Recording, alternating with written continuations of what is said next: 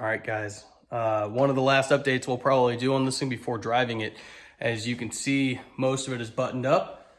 I got all the wiring finished up, minus some electrical tape and looming. I got the starter in, all the plugs and plug wires in, alternators wired up. Got to use this factory junction box right here. I've already turned it over. Found out that the coil that I got with this used HEI was bad. I did an ohm test on it. Coil was shot. So anyway, got a new coil. Put that in there. Come to find out, that coil actually had, or that HEI distributor actually had an MSD module on it with adjustable rev limiter or anything. So that's good. Don't need to buy a 6AL box. Assuming it was actually the coil and not the coil and the module. So anyway, like I said, a couple other things, small things to tighten up. I need some vacuum line to have the vacuum advance. I got one of these adapters for the rear bowl right here, coolant lines, and that's, like I said, factory or wire looming. I need to get some electrical tape and wire looming, but so far, I'm really happy with how everything looks. I also got some gauges for this thing. So I just got the Equus. It's got water temp, voltage, which isn't hooked up, and then oil pressure, all mechanical, very simple stuff. There's my switch panel right there. I'm gonna screw that into the dash bezel, and that's basically it. Like I said, I turned it over yesterday. Engine sounds healthy, has good oil pressure. I just need to test it now that the new coil's in there.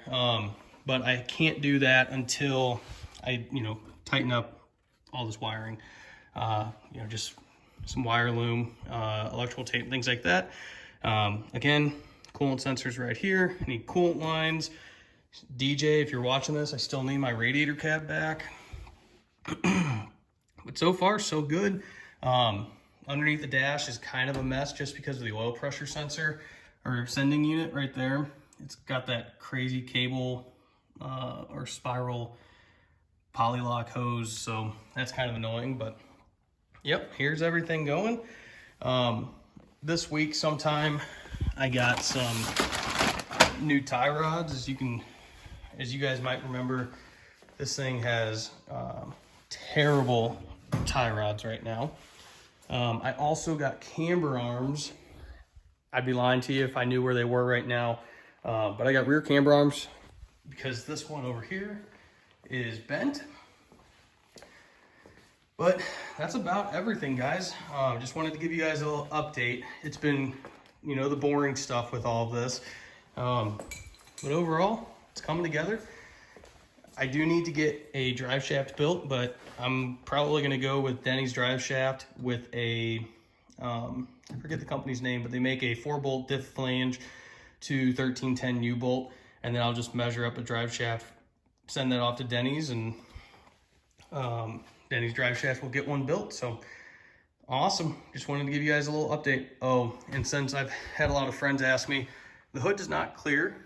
It hits on this support right here. So I'll probably do what I did with the Miata and cut those supports out to give it some room. If that doesn't work, then I'm just going to go ahead and cut the hole in the hood. Probably put a salad bowl on top of the carb because that's, redneck and awesome. So anyway, I'll just show some video of how everything's looking, and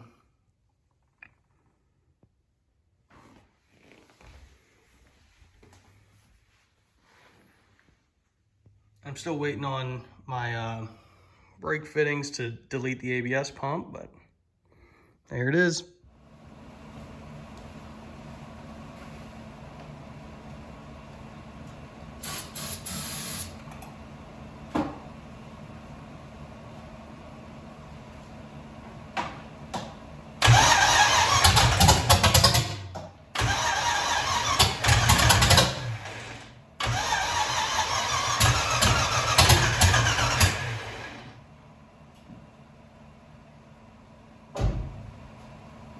Starting to make some noise, I guess.